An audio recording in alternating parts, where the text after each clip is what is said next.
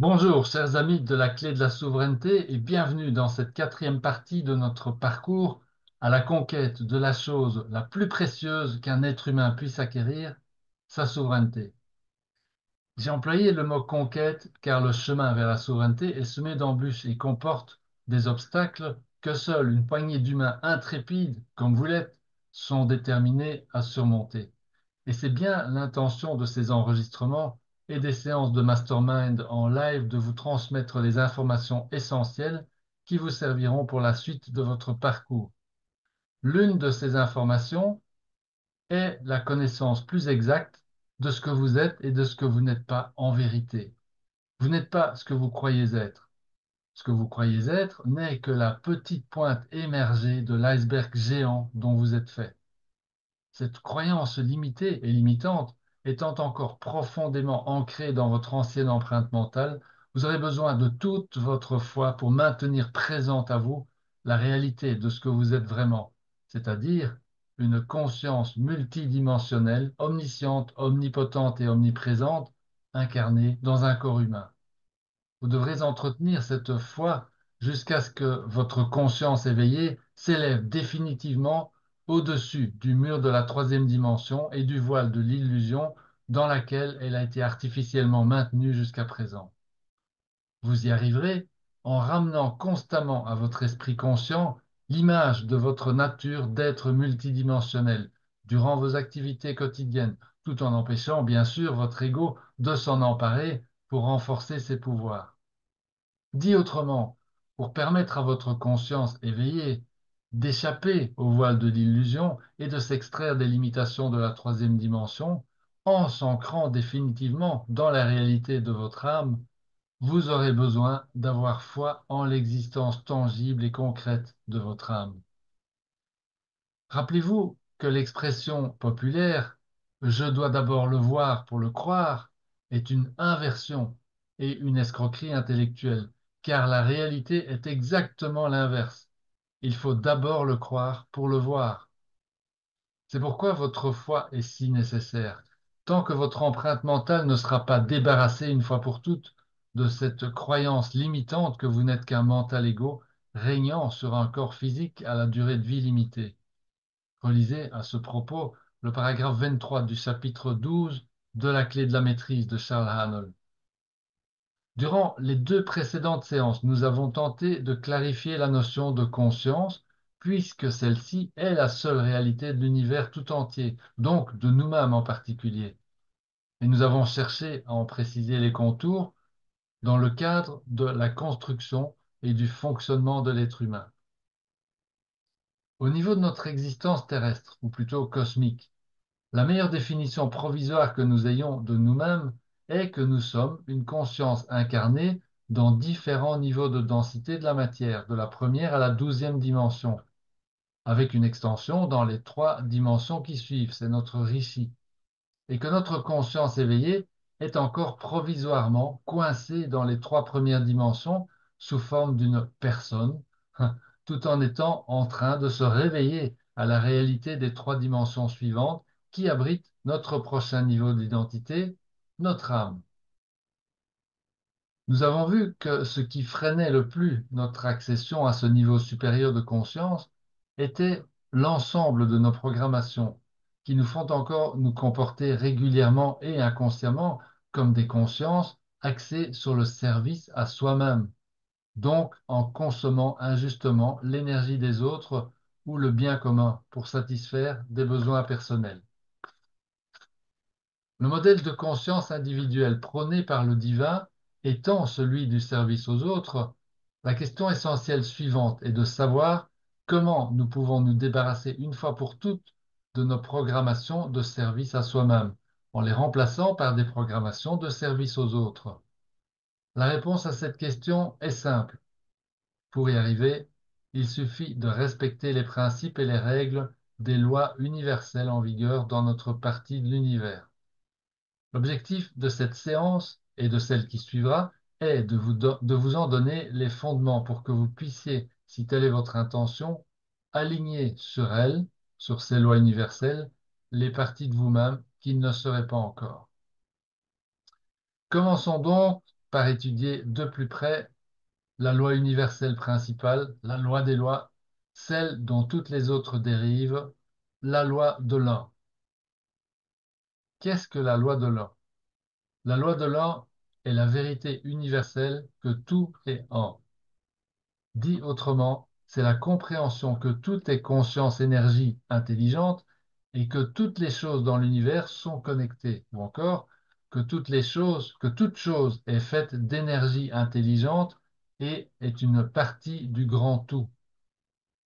Alors autant cette définition est facile à comprendre conceptuellement, autant ses implications pratiques sont littéralement hors de portée de nos facultés mentales, qui sont strictement incapables de se représenter ce que cela implique concrètement dans la réalité. Par exemple, le physicien Nassim Haramein, celui qui a récemment résolu, aux grandes dames du monde académique, qui a résolu le casse-tête de l'unification des forces fortes comme la gravité et des forces faibles comme les liens au niveau atomique, ben Nassim Haramein donc est arrivé à la conclusion mathématique que toute l'information de l'univers serait contenue dans chacun des protons contenus dans le noyau de chaque atome de l'univers. Ça voudrait donc dire que rien que dans notre corps physique, nous aurions la totalité de l'information de l'univers reproduite des millions de milliards de fois dans chacune de nos cellules. Je ne sais pas vous, mais moi, ça me donne le vertige dès que j'essaye de me représenter cela. Heureusement, nous n'avons pas besoin de comprendre en détail les mécanismes inimaginables qui permettent une telle merveille pour pouvoir les utiliser à notre avantage, puisqu'ils répondent, ces mécanismes, à un ensemble de lois naturelles qui, elles, sont bel et bien à notre portée dans notre état actuel de conscience. Il y a 2000 ans, le grand enseignant avait déjà parfaitement expliqué la loi de l'un en une seule phrase qui résume tout. Aime ton voisin comme tu t'aimes toi-même. Si nous déclinons cette recommandation géniale en tout ce qu'elle implique, eh bien, nous trouvons les règles de relation correctes entre tous et chacun et tous les principes de la loi de l'un. Alors, ces principes sont au nombre de 7 et je vais maintenant les passer en revue avec vous puisque c'est à travers leur compréhension et leur mise en pratique, en application dans votre quotidien que vous vous alignerez de facto sur la loi de l'un. Le premier principe est la conscience de l'unité. Et c'est la compréhension que toute chose est faite d'énergie consciente intelligente et est reliée au tout. La substance qui relie toute chose entre elles est également conscience-énergie, puisque rien d'autre n'existe. Mais c'est une conscience organique particulière. C'est la conscience qui émane de l'infini créateur, que certains appellent Dieu, et que nous avons pris l'habitude ici d'appeler la source. Et cette conscience organique particulière, issue de la source, donc éternelle par nature, porte un nom que tout le monde connaît, l'amour. Cette conscience d'amour éternel, lorsqu'elle s'imprègne dans une forme, y crée l'intelligence de l'unité et est reconnue comme la lumière intérieure cristal, s'écrivant avec un K, K-R-Y-S-T-A-L. C'est une intelligence, c'est cette intelligence innée de l'unité qui est incarnée en nous et qui nous connecte directement à la divinité. Ceci étant dit, pour pratiquer la conscience d'unité à notre niveau de troisième et quatrième dimension, nous devons encore faire preuve de foi, c'est-à-dire croire en la justesse de sa définition, car nous ne pouvons pas encore l'appréhender comme une vérité absolue dans notre conscience éveillée actuelle. Nous pouvons comprendre et accepter la logique de sa définition, mais cela reste limité à notre intellect, à nos sentiments aussi et à nos émotions. Alors, en orientant notre foi en la réalité de la conscience d'unité, nous la plaçons aussi au niveau de notre cœur et nous nous facilitons ainsi la reconnexion avec notre âme qui, elle, peut percevoir la conscience d'unité comme une vérité absolue.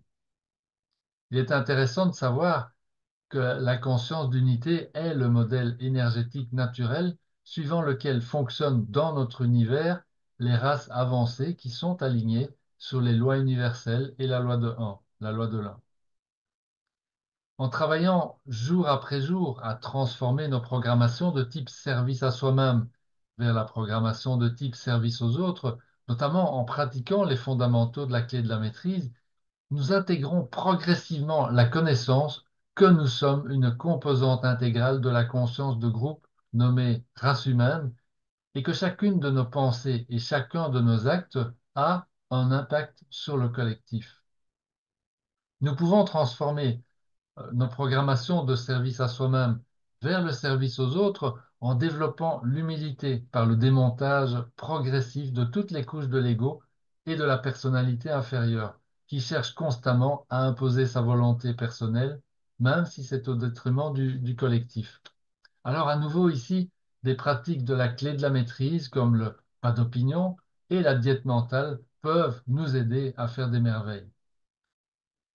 Lorsque nous réussissons à passer les barrières de l'ego, nous nous reconnectons naturellement à l'intelligence de l'unité et nous retrouvons l'accès aux informations universelles du champ unifié qui contient en clair l'objet de notre mission de vie ici sur Terre. En résumé, la conscience d'unité est la compréhension que nous sommes faits comme tout dans l'univers d'énergie-conscience ou de conscience-énergie et que nous sommes reliés au tout par une énergie-conscience particulière émanant de la source et qui se nomme l'amour.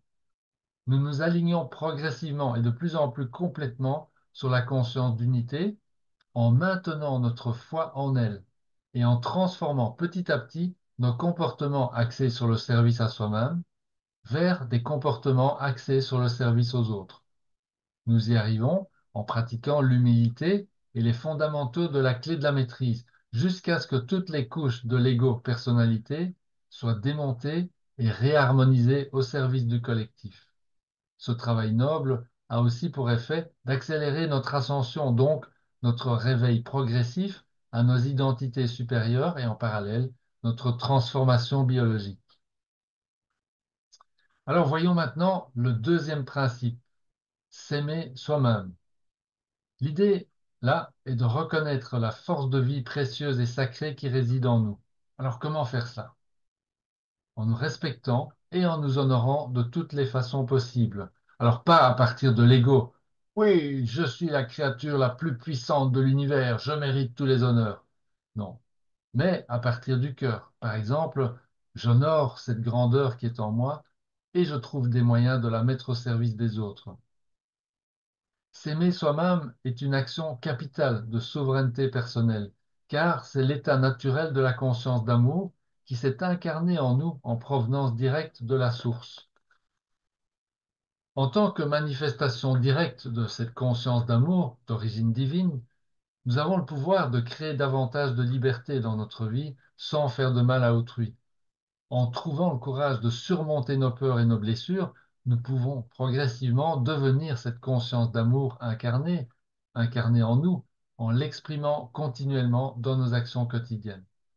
Ceci aura pour effet de nous remettre en contact avec notre âme, et cet alignement retrouvé nous permettra d'expérimenter le vrai bonheur.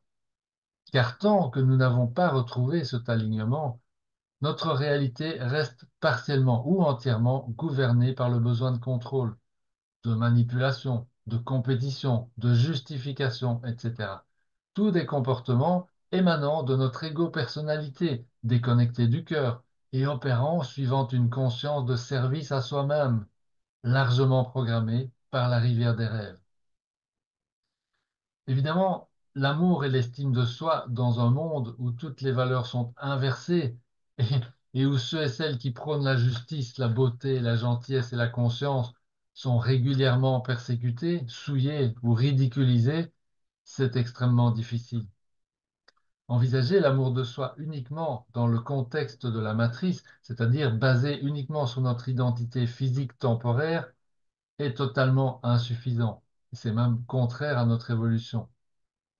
Nous devons apprendre à nous aimer en tant qu'être cosmique et éternel, souverain et libre. Pour cela, et sans verser dans la paranoïa ou la peur, nous devons savoir qu'il existe depuis la nuit des temps des forces dissimulées dans l'ombre qui ont déployé jusqu'à ce jour des moyens inimaginables pour nous maintenir dans l'ignorance de notre nature d'être multidimensionnel, principalement en manipulant nos perceptions de la réalité dans tous les domaines de l'existence, comme nous l'évoquions dans la première séance. En reprenant le contrôle de nos perceptions, nous pouvons progressivement nous reconnecter à ce que nous sommes vraiment, à notre véritable histoire galactique, à la réalité cosmique dans laquelle nous nous trouvons. Et non, nous ne sommes pas les seuls êtres vivants dotés de la conscience de nous-mêmes et d'intelligence dans l'univers. Alors, et en finalité, nous reconnecter à nos missions spirituelles respectives, ce qui nous permettra réellement d'atteindre cet amour de soi nécessaire pour être en accord avec la loi de l'un et les lois universelles. Le véritable amour de soi, ceci dit, n'a rien de terrestre. Je veux dire qu'il ne peut dépendre de notre apparence physique ou du regard des autres, ou de notre rang social, ou de notre richesse, et ainsi de suite. Le véritable amour de soi est directement lié à notre paix intérieure, qui ne peut être atteinte que via la maîtrise de nos émotions et aussi via la conscience du fonctionnement réel du monde dans lequel nous vivons, et qui est truffé de pièges de conscience destinés à tromper nos perceptions de la réalité et ainsi, en quelque sorte, à nous conduire à nous auto-abuser par le non-respect des lois universelles, ce qui provoque en nous automatiquement de la souffrance, un manque d'amour de soi et forcément aussi un manque d'amour des autres, et donc nous maintient dans un cercle vicieux sans fin et sans moyen visible d'en sortir. L'amour de soi consiste donc à apprendre à identifier en nous les comportements sains et ceux qui ne le sont pas, qui sont abusifs envers nous-mêmes ou envers les autres, et tout cela via notre observateur. Nous pourrons ainsi progressivement discerner les différences d'énergie entre ces deux types de comportements et nous pourrons de mieux en mieux les identifier lorsque ces énergies apparaîtront en nous et autour de nous. C'est ainsi que nous reprenons la responsabilité des courants d'énergie qui nous traversent et des conséquences énergétiques de l'adoption d'une pensée ou d'une autre, d'une action ou d'une autre, peu importe ce qui se passe dans le monde extérieur. En conclusion, la paix intérieure et l'amour de soi ne sont pas une question de chance, mais le fruit d'un travail spirituel qui ne peut faire l'objet d'aucun raccourci, ni être acheté par aucune monnaie et ne peut être fait que par soi-même. Je vous invite donc à vous laisser envahir par les hautes fréquences des mots bonté, beauté, sagesse, harmonie, vie, splendeur, paix, amour, bienveillance, compassion, gentillesse, respect, afin que tous ces mots vous donnent le courage et la force d'accomplir ce travail spirituel tant souhaité par votre âme. Je me rappelle du temps où je considérais les encouragements à aimer inconditionnellement comme utopiques ou même dangereux pour ma santé et pour ma vie. C'est simplement parce que j'étais encore conditionné et incapable de percevoir l'invincibilité de celui ou celle qui était imprégné dans chacune de ses cellules de cette énergie élevée. Passons au troisième principe, aimer les autres. Alors, vous l'avez déjà entendu un nombre incalculable de fois, d'une multitude de sources depuis l'école, au cours de morale, de religion, jusqu'à dans les formations et les livres de développement personnel. Nous sommes tous liés les uns aux autres et nous devons aimer notre prochain comme nous-mêmes. Toutes les religions et les philosophies du monde disent la même chose sur ce point. Si tous les humains appliquaient cette simple règle, la planète tout entière redeviendrait rapidement un havre de paix, d'abondance et d'infinies sources de joie pour tous. C'est logique, 100% vrai et facile à comprendre, même par un enfant de 5 ans. Alors, comment se fait-il que ça ne soit pas encore devenu réalité? Comment expliquer ce non-sens apparent? La cause principale est simple et ne devrait pas vous surprendre. Il s'agit de l'ignorance. L'ignorance par la quasi-totalité des humains de leur nature réelle d'être multidimensionnel, conçu à l'image du divin, omniscient, omnipotent et omniprésent. C'est cette ignorance qui conduit les humains à perpétuellement se laisser enfermer à leur insu dans des pièges de conscience qui entraînent à leur tour des comportements axés sur le service à soi-même. C'est ce que nous résumons régulièrement par l'expression succomber à la rivière des rêves. Ceci crée des conflits, principalement à cause de l'exacerbation des réactions de l'ego-personnalité chez chacun, ce qui entretient les sentiments de peur, de colère, de culpabilité, et ainsi de suite, qui conduisent ensuite au manque d'amour de soi et finalement au manque d'amour des autres. Et le cercle vicieux est en place.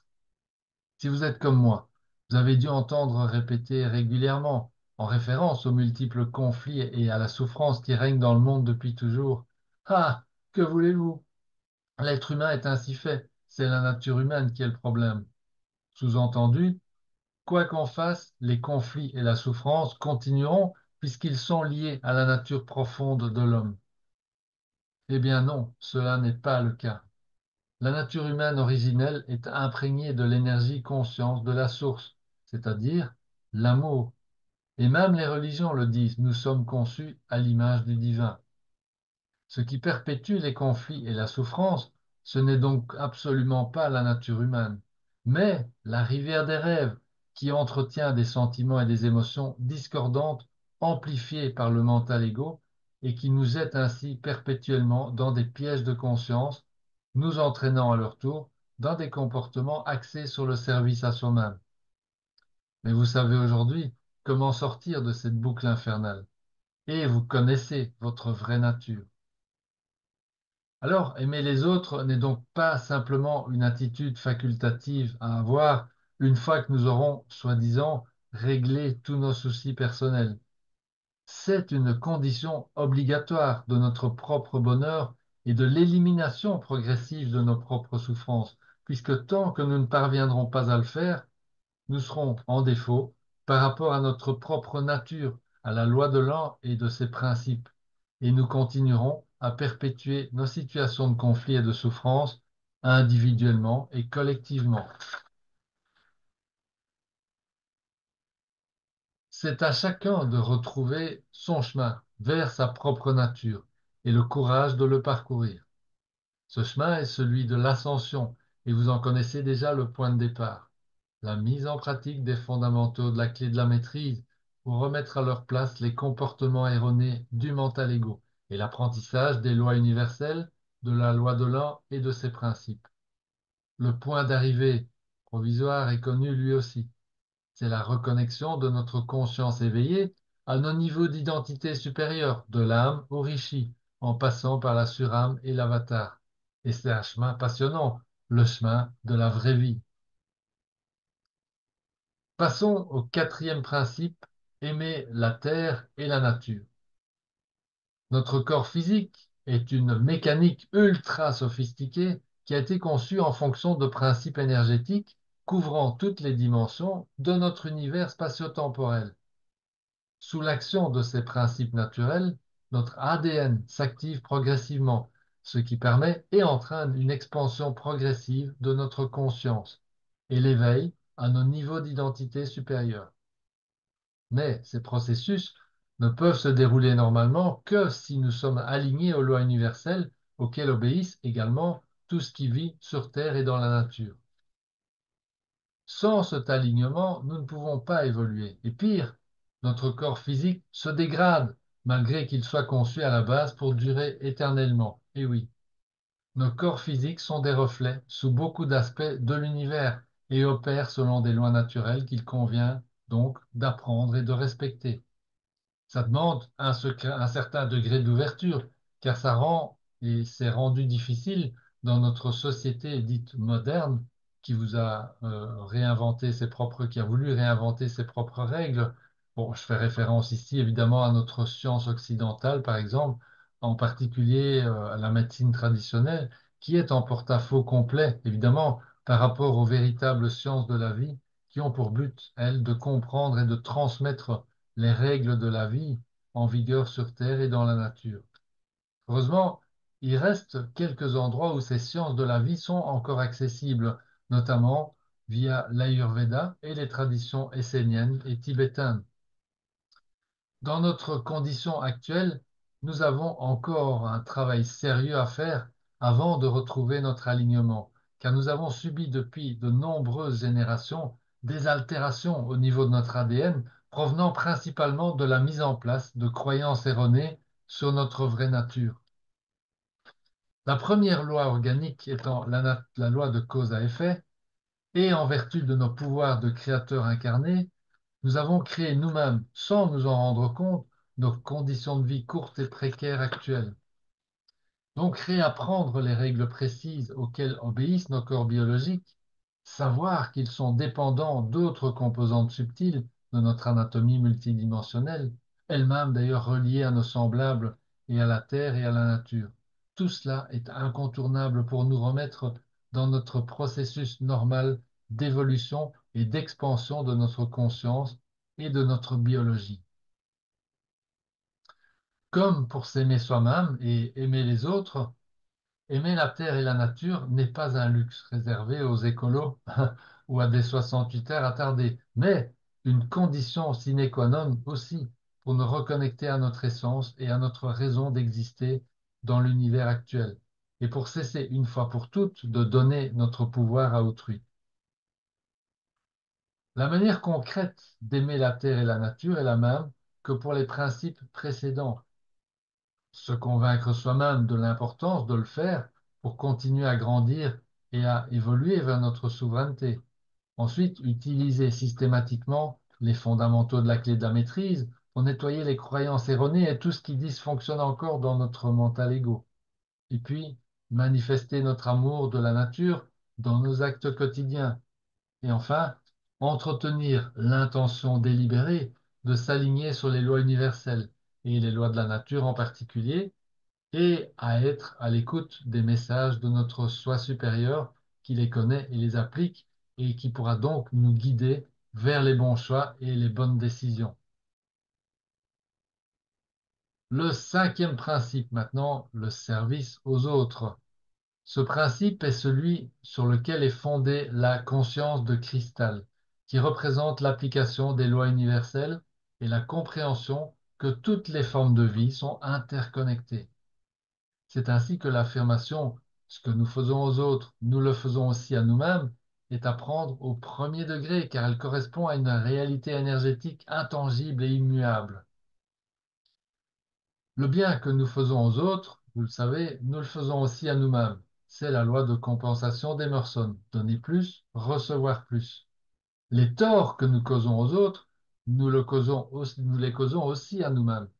Ça pourrait ne pas être visible au moment même, mais les conséquences pour ceux qui décident, consciemment ou non, de se comporter en bourreau subissent tôt ou tard, dans leur incarnation présente ou future, la rétribution de leurs actes. C'est la fameuse loi du karma. Il ne s'agit pas du tout d'une punition, tout comme le retour de bienfait n'est pas une récompense pour nos bonnes actions, mais c'est un mécanisme énergétique immuable qui découle de l'application automatique des lois universelles qui régissent notre univers. Comme je l'ai déjà dit, le principe du service aux autres est le fondement de la conscience de cristal qui prend les lois universelles comme autorité et qui tient compte du caractère interconnecté de toutes les formes de vie. Aligner notre conscience, nos pensées et nos actes sur le service aux autres est donc un moyen fiable de nous aligner concrètement sur les lois universelles, même si nous en ignorons encore temporairement l'existence ou le fonctionnement. Le défi est que nos conditionnements antérieurs nous ont fait adopter un grand nombre de croyances et de comportements axés sur le service à soi-même, ce qui nous oblige à faire un travail long et souvent difficile pour nous en libérer et nous reconnecter à notre vraie nature. Une manière concrète de surmonter le défi de nos vieux conditionnements qui nous maintiennent dans le service à soi-même, c'est de souhaiter développer de hautes valeurs morales telles que l'empathie, la bienveillance, la confiance, l'absence de jugement et la volonté de se réaligner à la conscience d'unité, en sortant de l'esprit de ruche sur lequel est entièrement basée notre société actuelle et qui entraîne systématiquement des comportements de service à soi-même, détruisant la vie en soi et autour de soi. Alors voici quelques exemples concrets de comportements axés sur le service à soi-même. Nous les avons classés en deux catégories. Les comportements de manipulation, qui simulent des comportements sains de service aux autres, dans le but de dévier l'énergie d'autrui pour se l'approprier. Et aussi, ensuite, les comportements prédateurs qui sont carrément des tentatives de vol d'énergie directe sans tentative de dissimulation. Alors d'abord, quelques exemples de comportements de type manipulation. Manipulation d'autrui, que ce soit physique, émotionnel, mental, spirituel, toujours pour atteindre ses objectifs personnels. L'utilisation de techniques de duperie ou de déception. Le mensonge, les semi-vérités, les mensonges par omission, la désinformation, la diffamation, la manipulation de l'opinion publique, etc. Autre exemple, l'accumulation de connaissances dénuées de sagesse correspondante dans un but égocentrique de pouvoir, de supériorité ou de manipulation. Ou alors, autre exemple, la fierté personnelle, l'orgueil, le narcissisme, l'absence de remise en question, l'absence de remords, de saine culpabilité, l'utilisation de techniques de séduction, ou alors se sentir au-dessus des lois. Tout cela étaient donc des exemples de service à soi-même de type manipulation. Maintenant, voyons quelques exemples de service à soi-même de type prédateur. On a les techniques de division, diviser pour mieux régner, la misogynie, le machisme, la haine raciale, ou alors l'absence d'état d'âme face à la souffrance d'autrui, les abus physiques, sexuels, mentaux, émotionnels, spirituels, tout ça sur autrui, l'esprit de prédation en lui-même, la volonté de domination sur autrui, le chantage, la malveillance, la cruauté, les abus de pouvoir. Et alors, je termine sur un particulier, le sacrifice. Parce qu'il est utile, là, une précision est utile. Le sacrifice n'est pas et ne sera jamais sur la conscience de cristal, euh, aligné sur la conscience de cristal, car rien de ce qui émane directement de la source ne demande ou n'entraîne ce type de comportement. Autrement dit, de se sacrifier ou d'être sacrifié pour quelqu'un d'autre. Ce principe est donc bien par définition une inversion du service aux autres et conduit toujours en fin de compte à des comportements de type prédateur via le mécanisme victime, bourreau, sauveur.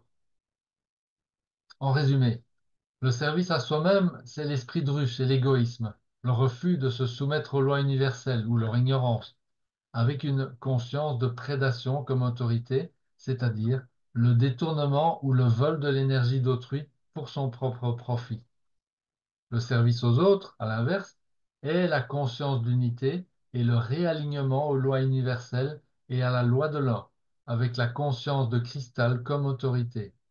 Dans ce modèle, nous puisons notre énergie directement à la source, qui maintient un réservoir infini d'énergie à notre disposition. Alors, voici donc quelques comportements, quelques exemples de comportements axés sur le service aux autres.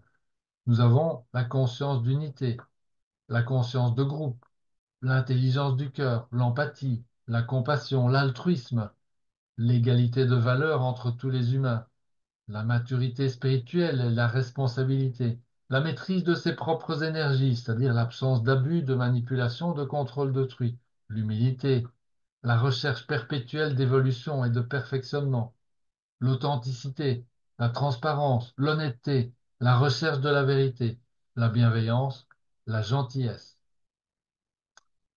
Le passage intégral du service à soi-même vers le service aux autres nécessite du temps et un haut degré de maturité pour travailler au démantèlement de l'ego négatif, qui nous maintient dans une perception limitée de la réalité, c'est-à-dire qu'il nous maintient centrés sur nous-mêmes et nous pousse constamment à privilégier l'intérêt personnel au détriment du bien commun. Le maintien de hautes valeurs morales et la pratique régulière des fondamentaux de la clé de maîtrise sont des moyens sûrs d'augmenter progressivement nos comportements axés sur le service aux autres en remplacement de nos résidus de comportements axés sur le service à soi-même. Nous en arrivons au sixième principe, l'expansion de la conscience. Comme nous l'avons vu déjà à la première séance, l'expansion de la conscience est un processus naturel qui doit se dérouler dans le temps indépendamment de notre volonté et de notre esprit conscient, grâce à la manière dont notre anatomie énergétique a été conçue. Selon la science kélontique, Un être humain complet, souverain et en pleine possession de son potentiel voit ainsi sa conscience s'élever jusqu'au stade de la 12e dimension, donc à son niveau d'identité d'avatar pendant ses 44 premières années de vie. Alors, pourquoi ne devenons-nous pas tous des avatars? C'est parce que notre ego a pris l'autorité sur le corps et que notre mental crée des obstacles à l'incarnation de notre identité spirituelle, c'est-à-dire nos différents niveaux d'identité supérieure. Notre ego enraye littéralement le processus naturel d'expansion de notre conscience et nous empêche ainsi de nous éveiller à la réalité de nos niveaux d'identité supérieure. Je vous invite à vous poser la question. Combien d'années de votre vie vous a-t-il fallu pour accepter l'idée que vous aviez réellement une âme et que ce n'était pas juste un concept fictif inventé par les religions? En ce qui me concerne, la réponse est une cinquantaine d'années. Alors, combien d'années supplémentaires vous a-t-il fallu ou vous faudra-t-il encore pour enfin entendre les messages de votre âme et suivre ces demandes en toute connaissance de cause? Car suivre les demandes de nos identités supérieures, âme, surâme et conscience avatar, demande de l'expérience et de la pratique. La connaissance seule ne suffit pas. Pour nous réveiller à notre véritable potentiel organique et spirituel d'expansion de notre conscience, nous devons procéder à un travail intérieur permanent qui ne peut se faire simplement au moyen d'une volonté mentale, car le mental appartient à la matrice de l'ego-personnalité. Nous faisons ce travail en explorant notre monde intérieur avec l'intention d'aller au-delà de nos précédentes limitations, ou mieux encore, en maintenant fermement l'intention de redonner l'autorité et le pouvoir de co-création de nos vies à notre véritable âme organique et à notre conscience avatar. Car ce sont elles qui sont censées piloter le corps physique et organiser les synchronicités et les expériences qui nous conduisent en fin de compte à accomplir la mission que nous nous sommes donnée dans cette incarnation. Si en plus nous parvenons aussi à maintenir fermement l'intention de nous aligner sur la loi de l'an et sur les lois universelles et le service aux autres qui en découlent, nous accélérons encore le processus d'éveil, car cela revient à rouvrir le canal de circulation de l'intelligence et de l'énergie divine en nous. Nous gagnons ainsi naturellement et sans intervention de notre mental ego plus de pouvoir dans nos possibilités de manifestation. Car je vous rappelle que la conscience axée sur le service aux autres est inscrite dans notre structure profonde d'être humain, c'est-à-dire dans notre anatomie énergétique et dans notre ADN. Concrètement, la première étape au réenclenchement de l'expansion de notre conscience est donc de devenir conscient du contrôle mental imposé principalement par la rivière des rêves. L'étape suivante, c'est de prendre conscience de la qualité du contenu de nos pensées les plus fréquentes et de nos systèmes de croyances. Ensuite, il s'agit d'apprendre à calmer le mental en cultivant le silence et la sérénité au quotidien. De cette manière, nous retrouvons progressivement l'accès à notre guidance intérieure qui nous conduira alors aux expériences nécessaires pour sublimer l'ego loin des peurs et des dogmes et choisir toujours plus d'amour et de paix. Cela se fera naturellement par l'expansion de notre conscience vers nos identités spirituelles supérieures qui sont précisément à l'origine de notre guidance intérieure.